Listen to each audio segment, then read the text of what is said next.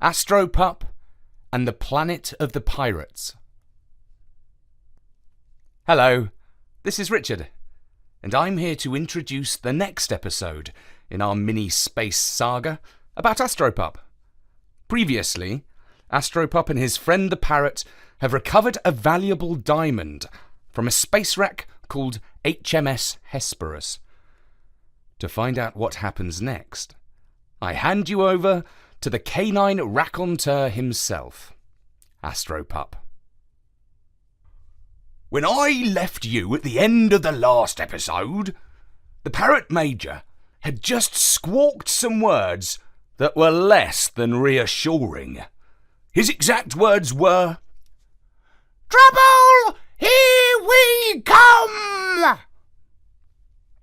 And he had pressed a button on his dashboard that sent our spaceship hurtling towards a destination unknown to me.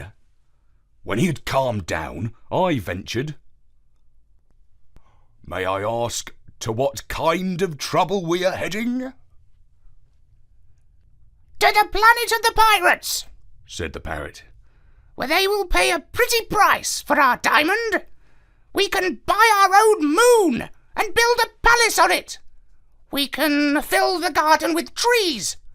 Heck, we can have 1,000 lampposts if you want. We can invite all sorts of pretty birds and scruffy lady dogs. We'll live like space celebrities." "Oh," I said, "that kind of trouble." I did the only thing I could under the circumstances. I went to sleep.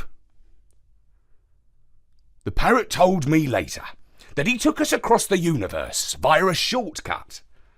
He called it a wormhole in the curvature of the time-space continuum. Don't ask this dumb dog what that means. All I know is that we were down that wormhole for about a month before we popped out the other end. The planet was in full view. It was a deep blue sphere, not unlike our own dear Earth. "This beautiful planet is nearly all ocean," said the parrot. "But there's one island on it that's a perfect paradise. It has trees, fresh water, flowers, butterflies, colourful birds, and sandy beaches. 20 years ago, the Earth spaceship HMS Hesperus landed there. The crew liked it so much, they decided to disappear. They destroyed their radio, and the blip popped on the screens of Space Center back on Earth. About the same time, their sister ship, HMS Hesperus, became a space wreck on the other side of the cosmos. They, as we think, were eaten by space sharks. They, as we now think, were eaten by space sharks. But the crew of HMS Hesperus went on a permanent holiday. They used the diamond, the power source of their ship, to found a bank. Thieves and scoundrels from all over the universe came to the market on the island to buy and sell their ill-gotten gains." "How do you know all that?" I asked. "A little dicky bird told me," he replied cryptically. I knew that he had picked up all sorts of secrets while we were on the Ship of Birds, an adventure I've told you about before. We passed through the atmosphere of the planet. That's always the worst part of space travel. Our tin ship gets all hot and shakes about. Once you are cruising through into the cloud, however, it's rather pleasant. Our craft sprouted wings and we glided into land.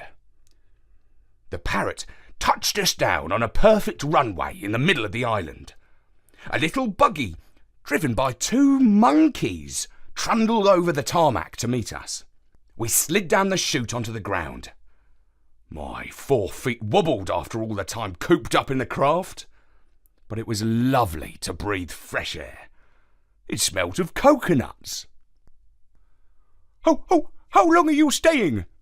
asked the first monkey from beneath his peaked cap. "About a week. I mean an Earth week." answered the parrot. And how are you paying? Paying? For the parking. Oh, said the parrot. We've got birdseed or dog biscuits? Either will do. Well, in that case, we'll use dog biscuits, said the parrot. It was an expensive planet. Just the taxi ride into town cost us a packet of biscuits. As for the parking, that was astronomical. The parrot didn't care. He said we were rich now, and I'd better get used to the life of a pampered pooch. I could chew on mink-lined slippers if I so wanted. As we rode along in the open-topped car, I let my tongue hang out and felt the breeze in my fur. The air was warm and fragrant. For the first time in months, I felt like a dog again, now we could see the sparkling ocean. Are there any sharks in the sea? I asked. No, said the taxi driver, who was another monkey.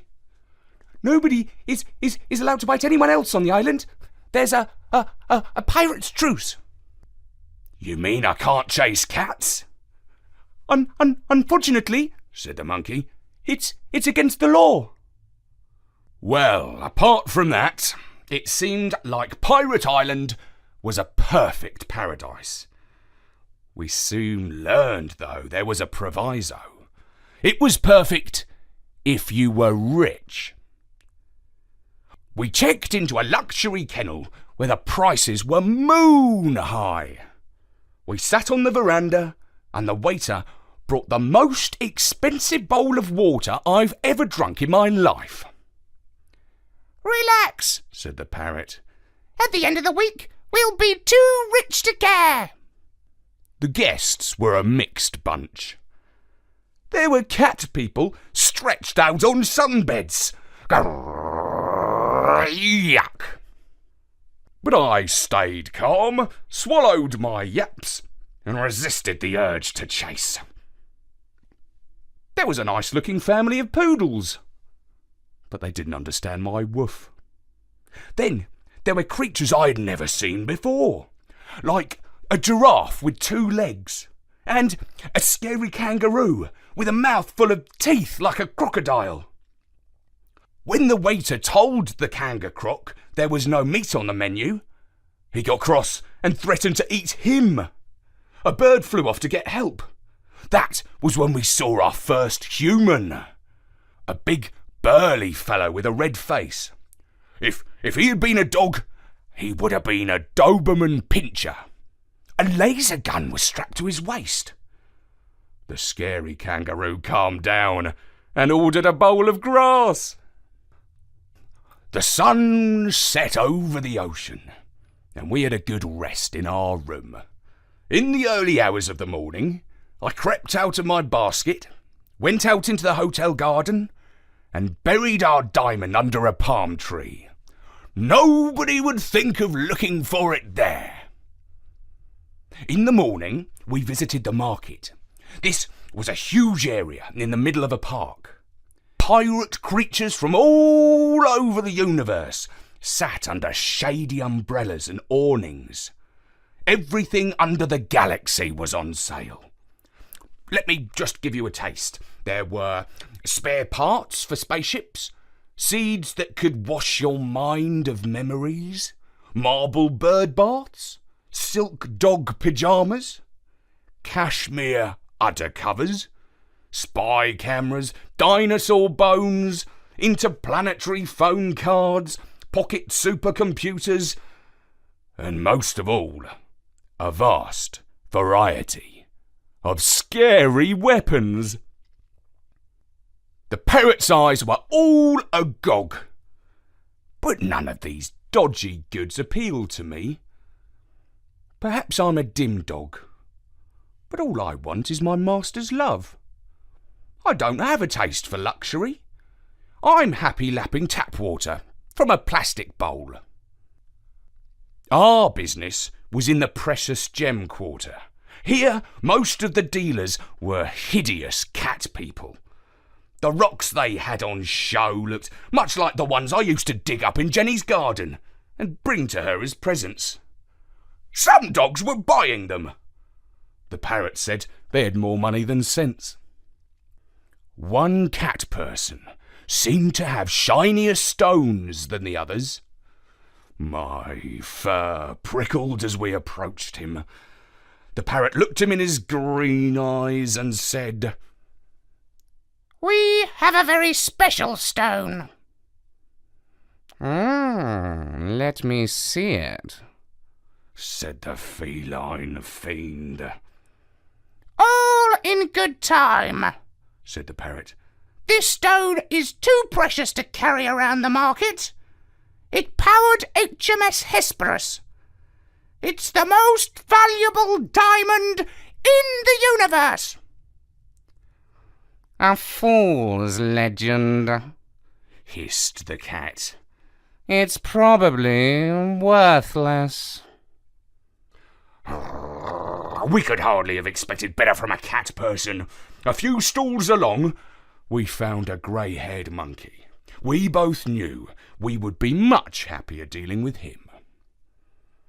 It's too big a deal for me, he said after we told him about it. Oh, only the humans had the cash for a stone like that. How do we talk to the humans? You need to go to the big house on the hill. I can make the introduction. My cut is 2%. Deal? The parrot looked doubtful. Or if you prefer, you could take your chances with the cat people, mused the monkey. All right, said the parrot. deal. As the monkey called up the humans on his phone, I began to feel excited about our fortune for the first time. He said, Hey, Joe, I've got a couple of space tramps sitting here with me. They say they've got the main diamond from the HMS Vesperus. Would you like to see them? Only if they bring it with them, said Joe over the phone. Can we trust the humans? Asked the parrot when the call was ended. They drive a hard bargain, replied the monkey, but everyone deals with a bank of pirates because they don't cheat. That's more than you can say about the other scallywags on this planet. Yeah, I know. Cats. Prah, I said. We went back to the hotel, where I dug up the diamond. The waiter tried to stop me digging, but I said I had buried an important bone there. The taxi then drove us and the monkey up to the house on the hill. From outside, it looked like a fortress, with turrets and cameras and laser cannons. The guards on the gate knew the grey-haired monkey and let us pass. Once inside, we saw crowds of humans sunning themselves by pools, sung to by birds, and waited on by monkeys. That's the crew of the Vesperus, said the parrot. People on Earth honour them as lost heroes. And here they are, stretched out in paradise on the other side of the cosmos. Inside a marble office, we met Joe Jasper, the chief trader in precious gems at the Bank of Pirates. Joe wore Bermuda shorts, a colourful shirt, and had long grey hair done up on a ponytail. He examined the diamond through an eyeglass, and then put it under a scanner for the computer to take a look. How did you come across this? He asked. Salvage, said the parrot. We were sent by Space Central. Not very loyal, are you? Look who's talking, replied the parrot. Well, it's always good to meet a fellow pirate, said Joe. I had an old school friend on the Hesperus. What happened to the crew? Eaten by space sharks, said the parrot. Not likely, said Joe. Space sharks are metallarians. They feed off metal and electricity. They don't go in for meat. Then he looked at the computer screen. Well, he said. A positive identification. This is indeed the diamond from the Hesperus. You're telling the truth about that at any rate. What's it worth? Asked the parrot. As a rough ballpark figure, 5 million tons of birdseed. Oh, come on, Joe. A cat's already offered us 10 million. Lied the parrot. I need to talk to my partners about a deal of this size. But let me give you this advice for free. You would be mugs to trust cat people. The only straight dealers on this planet are the Bank of Pirates. Leave the diamond with me. I'll give you a receipt for it. The parrot's little eyes looked alarmed for a moment. Is it safe here? He asked. The monkey nodded. The only safe place on the island, he said. And a lot safer than in a hole in the hotel garden. And so we left the diamond with Joe. That evening, the parrot was in a flutter of excitement. Dear dog, He said. with 5 million tons of birdseed each, we can buy anything we want. Oh, good-o, said I, yawning and ready to curl up in my bed. But he was hopping from side to side on his perch. Let's go clubbing! He exclaimed. There would be no peace with the parrot in this mood. Half an hour later, we were sitting in the Kennel Club with a glass of peanuts and a bottle of water. The club was a remarkable watering hole, crammed with animals who would normally be having each other off the menu. Instead, they had veggie snacks flavoured like meat. Everything was expensive. I ordered a packet of squirrel-flavoured crisps, just to see if they tasted real. Birds were dancing on stage, and a slinky cat climbed up a pole. The parrot tried to chat up a colourful budgerigar. She couldn't understand him, which was probably a good thing. We left at dawn. I was dog-tired. He was still squawking happily. We're rich! We're rich! We're rich! We turned down the drive towards the hotel, and there was a terrifying scream. A cat person dropped down in front of us. He was pointing a laser gun at my chest. A voice behind us hissed, Don't move a claw. We were surrounded. Hey, you cats, I said. There's a truce on this island. Yeah, said the one who was pointing his gun at me. But we're pirates, you see, so we don't obey the law. If you want to see your friend alive again, bring the diamond to this tree at midnight tomorrow.